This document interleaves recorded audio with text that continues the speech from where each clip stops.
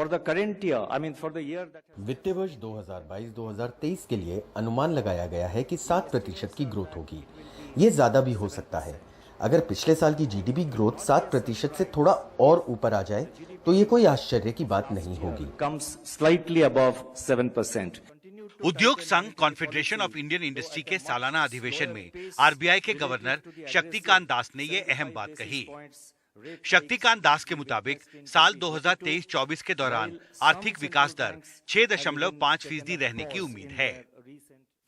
भारत का अगर आप ग्रोथ देखें, पिछले कुछ सालों में कोविड की दिक्कत आई थी, तब यूक्रेन वॉर की दिक्कत आई थी, लेकिन पिछले साल आखिरी के टाइम एनर्जी प्राइसेस दुनिया भर में गिर गई। इकोनॉमी सब जगह पिकअप कर रही है, भारत की इकोनॉमी पिकअप कर रही है।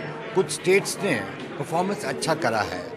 बड़े उद्योगपतियों को संबोधित करते हुए आरबीआई गवर्नर ने कहा, अर्थव्यवस्था में सुधार के संकेत हैं, लेकिन आर्थिक मोर्चे पर चुनौतियां बनी हुई हैं।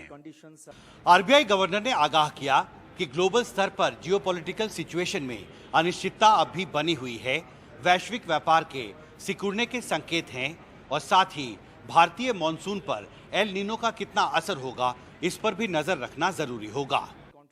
सीआईआई के सालाना अधिवेशन में रेपो रेट में बढ़ोतरी को कुछ समय के लिए पॉज करने की बात उठी, लेकिन आरबीआई गवर्नर ने साफ शब्दों में कहा, महंगाई के मोर्चे पर चुनौती अभी खत्म नहीं हुई है और रेपो रेट पर फैसला जमीनी हालात पर निर्भर करेगा।